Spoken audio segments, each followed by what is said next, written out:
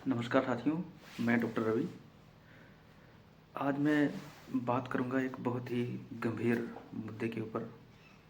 जैसा कि आप सभी जानते हैं कि मैं एक आयुर्वेद चिकित्सक हूं और ये जो मेरा चैनल है रवि आयुर केयर करके, इसमें मैं कोशिश करता हूं कि आप लोगों के बीच में ज़्यादा से ज़्यादा आयुर्वेद के प्रति अवेयरनेस पैदा करूं और साथ ही साथ कुछ ऐसे साक्ष्य मैं यहाँ पे रखने की कोशिश करता हूँ जिनको कि आयुर्वेद की चिकित्सा के उपरांत लाभ मिलता है, चाहे वो व्याधि फिर कितनी भी पुरानी या भयंकर क्यों ना हो।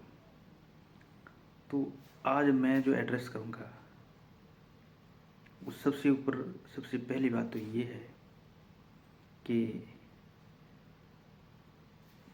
पहले तो आप लोग इस आयुर्वेद को ध्यान से समझें, ये है क्या चीज़ है।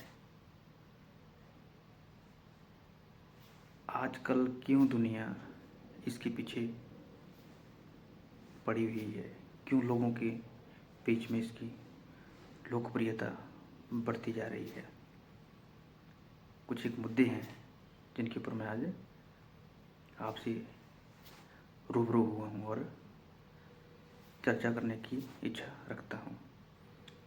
अगर बात करें आयुर्वेद की, तो आयुर्वेद एक ऐसी साइंस है जो कि लगभग 5000 BC जो है इसका उत्पत्ति हुई है, इसको लिखा गया है।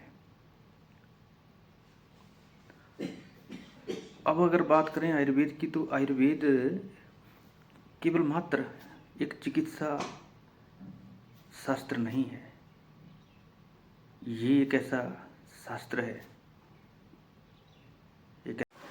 आयुर्वेद एक ऐसा शास्त्र है, एक ऐसी चिकित्सा विज्ञान है, एक ऐसा शास्त्र है जिसमें कि आयु का ज्ञान है। आयु अस्मिन् विद्यते आयुर्वेद सह उच्यते, यानी आयु का ज्ञान जिसमें है, एक ऐसी कला जिसमें जीवन को कैसे जिया जाता है, हमारे जीवन के क्या उद्देश्य हैं, उन सभी उद्देश्यों की पूर्ति करते हुए आयु को जीना, जीवन को जीना।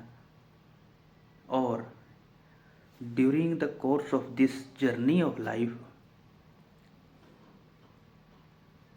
अगर आप बीमार पड़ जाते हैं, आपको बीमारी हो जाती है, तो उस बीमारी की चिकित्सा करना। पहले नंबर पे प्रिवेंशन, रोकथाम, पूरे रोकथाम के नियम। आप दिनचर्या, आपकी दिनचर्या कैसी होनी चाहिए एक हेल्दी लाइफ जीने के लिए। ऋतुचर्या, 6 जो ऋतु में बताई गई है उसमें आपका कैसा आहार विहार और खान पान रहेगा। ऋतुचर्या, संस्कार, जन्मोपरांत संस्कार, गर्भाधारण, जब कोई महिला गर्भवती होती है तो उससे पहले उसका क्या क्या परिचर्या होनी चाहिए, और बच्चा पैदा होने के बाद उसकी क्या क्या परिचर्या होनी चाहिए। पैदा होने के बाद बच्चे की संस्कार,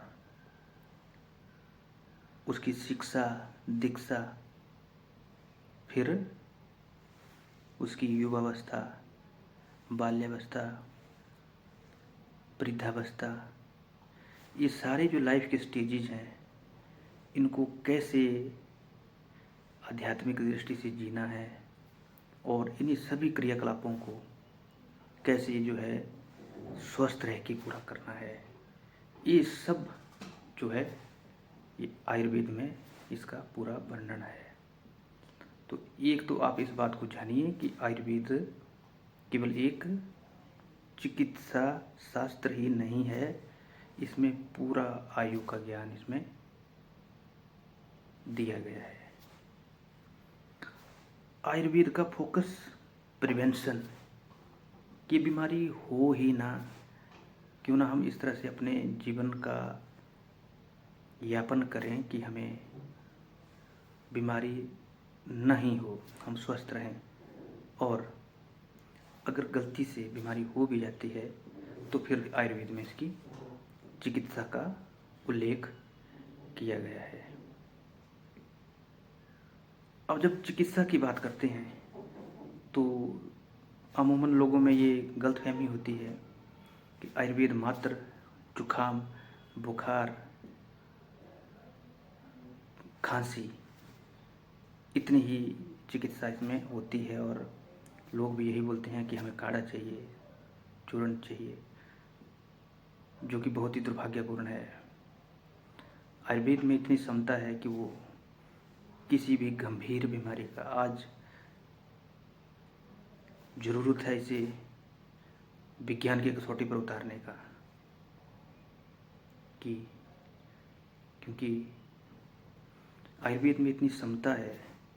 आज आप देख पा रहे होंगे जितने भी क्रोनिक से क्रोनिक डिजीज़ है, चाहे वो आपकी डायबिटीज़ है, ओबेसिटी है, आपको हार्ट डिजीज है, आपको कैंसर की जो समस्या है उसके ऊपर भी आयुर्वेद काम कर रहा है। और आपकी अर्थराइटिस है, रोमेटाइड अर्थराइटिस है, ऑस्टियो अर्थराइटिस है, आपको स्पॉन्डिलो अर्थराइटिस है, आपको HLA-P27 है, आपको एनकाइलोसिंग स्पॉन्डिलाइटिस है। इस तरह की गंभीर से गंभीर बीमारियों की चिकित्सा मात्र केवल आयुर्वेद में ही है। तो आप क्यों भूल जाते हैं, क्यों आप आयुर्वेद को सेकेंडरी लेवल पे लेते हैं? आप से मेरा आग्रह है, आह्वान है कि आप चकाचौंध में ना जाएं, अपने आयुर्वेद चिकित्सक के ऊपर विश्वास करें और आयुर्वेद से ही अपना इलाज कराएं, क्योंकि आयुर्वेद में बहुत असीम शक्ति है। तो ये जो थी, ये मेरे अपने दिल की आंतरिक आह्वान है और उम्मीद करता हूँ कि आप इसको अपनी लाइफ में फॉलो करेंगे और आयुर्वेद चिकित्सक के ऊपर आप विश्वास बनाएं, आयुर्वेद चिकित्सा पद्धति को अपनाएं और जो हमारा स्वस्थ रहने का जो एक गोल है देश का, उसको पूरा करें। जय हिंद, जय आयुर्वेद।